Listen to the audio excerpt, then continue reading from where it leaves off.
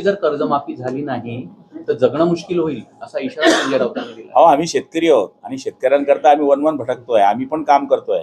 म्हणून मी म्हटलो की पाशा पाटलांनी जे बांबूचं पिकाचं प्रचार सुरू केलाय तो बांबू त्यांच्या हातात दिला पाहिजे. तो 5 तारखेला मुख्यमंत्री उपमुख्यमंत्री दौऱ्यावर येत आहे, काय वस्तुस्थिती कसं असेल? कधी दौरे सगळे रद्द झाले आहेत. याचं कारण पाणी जास्त पडल्यामुळे, अतिवृष्टी झाल्यामुळे अगोदर पहिलं प्राधान्य शेतकरी आहे आणि त्याच्यानंतर मग 10-5 दिवस दौरा पुढे लढतो. भाऊ, लाडक्या बहिणी विचार केला शेतकऱ्यांचा दिवसेंदिवस संताप वाढत चाललेला आहे. काल आपले आमदार आहेत भरत गोरवाले त्यांचा पण ताप आवडला तर आज उदय सामंत. हे बघा, भावना आहे, या भावना आहे. माझी गाडी अडवली तर मी खाली उतरून नम्रपणे त्या शेतकऱ्याचं ऐकेल, आणि तो आमचा राजा आहे. त्याच्यामुळे आम्ही 2 घास जेवतोय. त्यांनी संताप केला तर काय राग आहे? जो प्रेम करतो तो संताप करतो. आम्ही ऐकलं पाहिजे. आम्ही प्रतिनिधी आहे. त्याचं नुकसान झालंय आणि त्यांनी जर तापा अडवला तर आम्ही उतरू, त्याचं समजून घेऊ, सरकारच्या समोर मांडू आणि जेवढं आमच्या परीने करता येईल तेवढं करण्याचा प्रयत्न करू. बुलढाणा जिल्ह्याचे पालकमंत्री तुम्ही राहून चुकलेले भाऊ. बुलढाणा जिल्ह्याचे पालकमंत्री तुम्ही राहून चुकले. बुलढाणा जिल्ह्यात पालकमंत्री येत नाही असं ह्या सावकारी साहेब गेलेले आहेत असं काय म्हणता तुम्ही?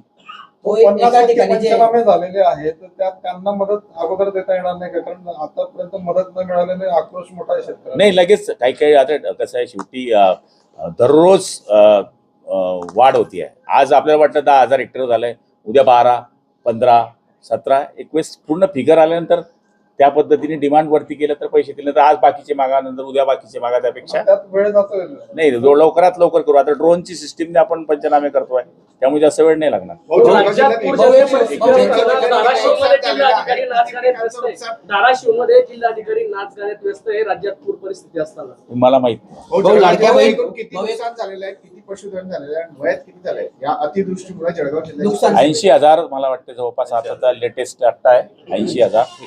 आणि गुरांचा आणि त्याचा तर मी 4-5 व्यक्ती याच्यामध्ये एक्सपायर झाले. गुराचा अंदाज मला माहित नाही, पण तरी 100च्या वरतीच आहे. एक शेतकरी काल समस्या मांडत असताना अजितदादांना बोलला की दादा आम्हाला मदत करा, सरसकट कर्जमाफी करा. तर अजितदादा त्यांना थेट बोलले की आम्ही इथे गोटा खेळायला आलो नाही, आम्हाला पण समस्या. अरे, गावरान भाषा आहे, माणूस बोलतो म्हणजे ती काय अर्थ असतो का त्याला? भाऊ, लाडक्या आपण म्हणतो नाचता येईना अंगण वाकडं, मग खरंच असतं का ते? ही आपली गावरान भाषा आहे, रांगडी भाषा आहे, याच्यात बोलतो माणूस. भाऊ, लाडक्या बहीण योजनेअंतर्गत भाऊ प्रांजल केवलकरांचा जामीन मंजूर. प्रांजल केवलकरांचा एकनाथ खडसे यांचा जवाई प्रांजल केवलकर यांचा जामीन मंजूर झाला. चांगली गोष्ट आहे, वादा घेऊन जाऊ. भाऊ, लाडक्या बहीण योजनेअंतर्गत बोगस लाभार्थ्यांकडून पैसे वसूल करण्यात येणार आहेत भाऊ. तर यामध्ये जवळपास 15